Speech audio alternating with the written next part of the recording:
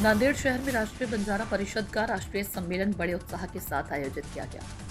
शहर के तुलसी comfort hall में आयोजित इस सम्मेलन में बंजारा समुदाय के लिए आरक्षण, लव जिहाद, शैक्षिक उन्नति और समुदाय के सामने आने वाली विभिन्न अन्य सामाजिक चुनौतियों से जुड़े मुद्दों पर विस्तार से चर्चा की गई। इस कार्यक्रम के दौरान समुदाय के लिए अनुकरणीय कार्य करने वाले विशिष्ट व्यक्तियों को सम्मानित किया। इस अवसर पर समुदाय के प्रमुख गणमान्य व्यक्ति और मुख्य पदाधिकारी उपस्थित रहे, जिनमें राज्यसभा सांसद रामराव वटकुटे, विधायक बाबू सिंह महाराज, संत बाबा बलविंदर सिंह और राष्ट्रीय बंजारा परिषद के समन्वयक मुंबई के उद्योजक किसान भाऊ राठौड़ और प्रकाश राठौड़ शामिल थे।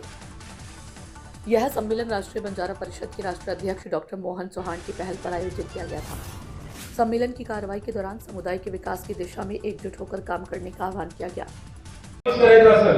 तर वाढदिवसाला एखादी पार्टी असते किंवा एखादी कुठल्या हॉटेलमध्ये एक एन्जॉय करण्यासाठी 4 मित्रांना घेऊन करतात, पण ते स्वतःसाठी आणि थोडा मर्यादितसाठी असते। परंतु समाजाला देणं आहे, या मेळाव्यातून अधिवेशनातून समाजाला काय करता येईल, एकत्र आणता येईल। त्याचबरोबर राष्ट्रीय बंजारा परिषद ही भारतात सगळ्यात मोठी संघटना आहे।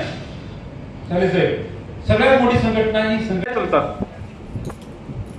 जिथं डोकं टेकायची जागा, जिथं मस्तक टेकायची जागा जे मजबूत असेल ना, कोणी आपलं वाकडं करणार नाही। आपल्या बाईलेकी तिथं बळी पडतात।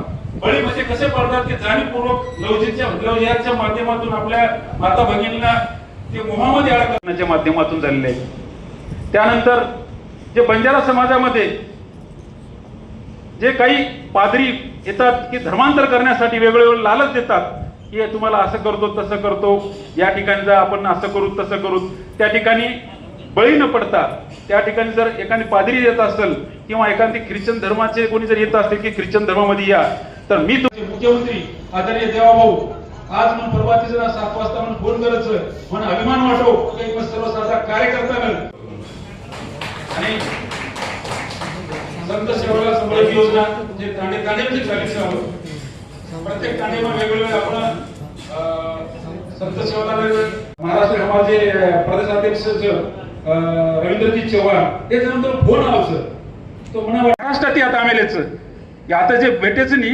गर्दी वाचीचा लोक हे दर्दी वाच एक मन क्या एक हजार बरोबरच आता आहे कोण ही म्हण सदा वतरा गर्वेती किंवा वाटच